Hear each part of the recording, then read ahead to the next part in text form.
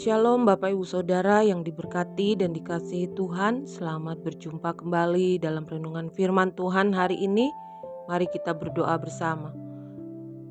Kami datang saat ini Tuhan, kami hendak mendengarkan renungan firman-Mu. Roh Kudus, pimpin kami, tuntun kami untuk kami memahami renungan firman Tuhan saat ini. Urapi kami ya Tuhan, di dalam nama Tuhan Yesus kami berdoa, haleluya, amin. Renungan firman Tuhan hari ini, jangan menunggu ditegur Tuhan. 2 Tawarik 33 ayat 6b menulis, ia melakukan banyak yang jahat di mata Tuhan sehingga ia menimbulkan sakit hatinya. Amin. Bapak Ibu Saudara yang dikasihi Tuhan, penyesalan tidak pernah datang di depan, tetapi muncul di belakang atau di kemudian hari. Maka alangkah bijaknya bila sebelum melakukan segala sesuatu, kita pikirkan masak-masak sebab dan akibatnya supaya tidak menyesal. Hal ini dialami oleh Manasye. Sebagai raja ia merasa dirinya mampu, kuat dan punya kuasa dan harta yang melimpah. Itulah sebabnya ia tidak lagi menghiraukan firman Tuhan. Ia hidup dalam ketidaktaatan.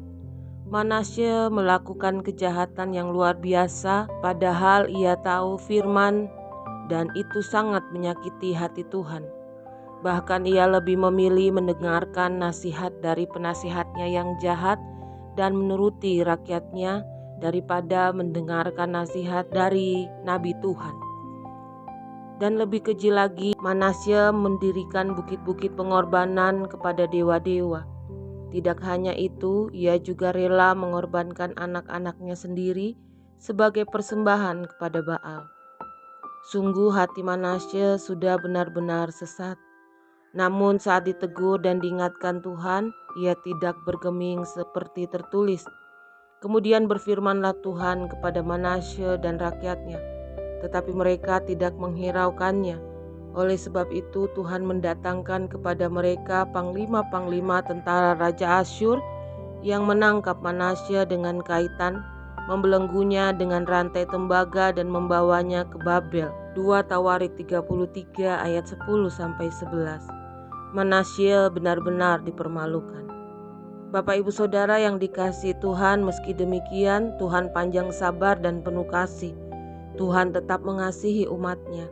Maka supaya tidak terlalu jauh tersesat dengan terpaksa, Tuhan akhirnya menghukum Manasye.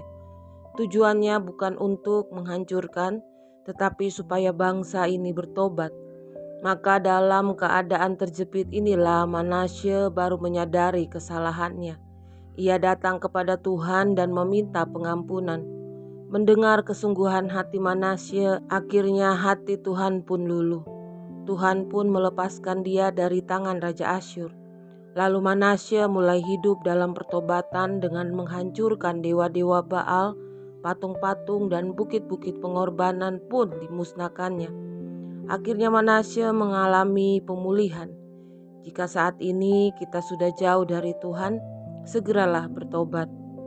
Jadi Bapak Ibu Saudara yang dikasihi Tuhan, jangan tunggu sampai kesulitan, penderitaan, atau penghukuman Tuhan menimpa kita, barulah kita menyesal dan mau bertobat. Amin. Mari kita berdoa. Terima kasih untuk kebenaran firman-Mu saat ini Tuhan.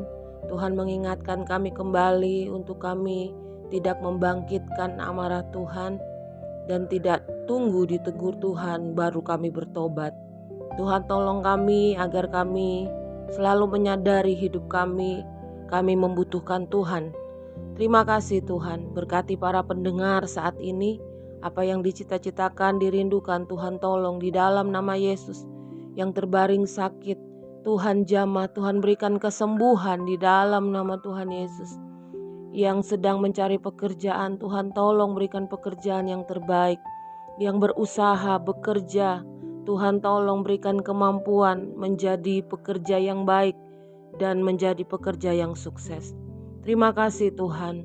Tak lupa juga kami selalu berdoa untuk bangsa dan negara kami.